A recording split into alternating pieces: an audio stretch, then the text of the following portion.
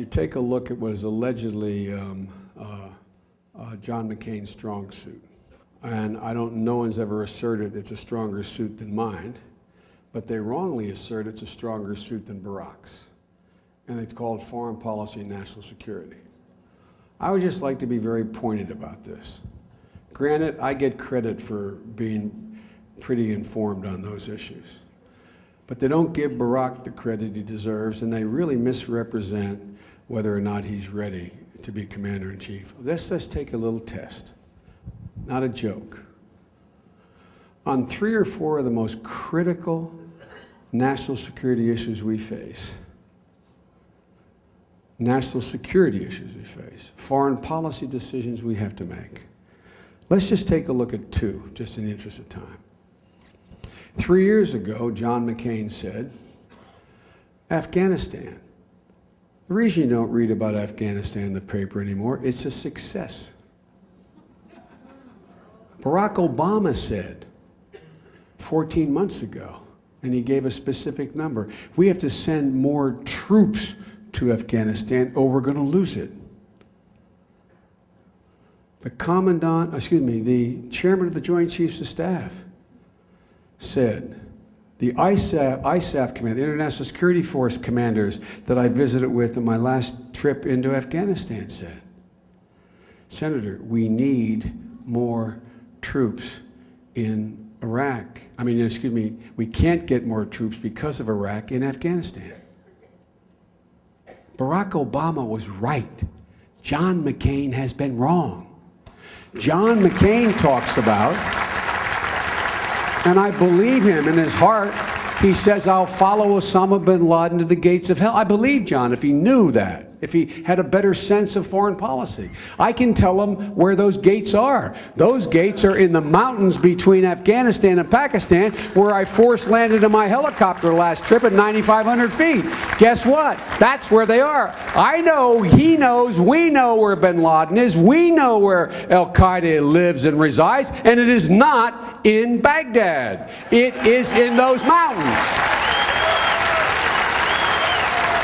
One more example. If I heard one more time about how Barack Obama, is putting his career ahead of the people, not country first, and about how, the Republicans want to win, we want victory in Iraq, and, we're talking about, if you listen to Obama, there'd be surrender. Let's just look at the facts, folks. There used to be a program when I was a little kid, had Walter Brennan, and he used to use a phrase, he said, ain't brag, ma'am, just fact. Just let's look at the facts.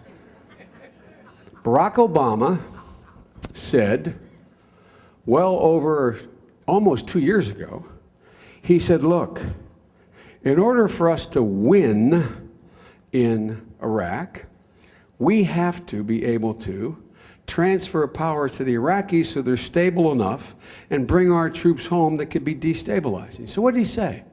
He said we have to be as careful getting out as we were imprudent getting in. And here's what he put forward. He said there should be a timeline. We should hand over responsibility to the Iraqis when we train them, and at the same time draw down American forces while we're doing that. And John McCain went all over him.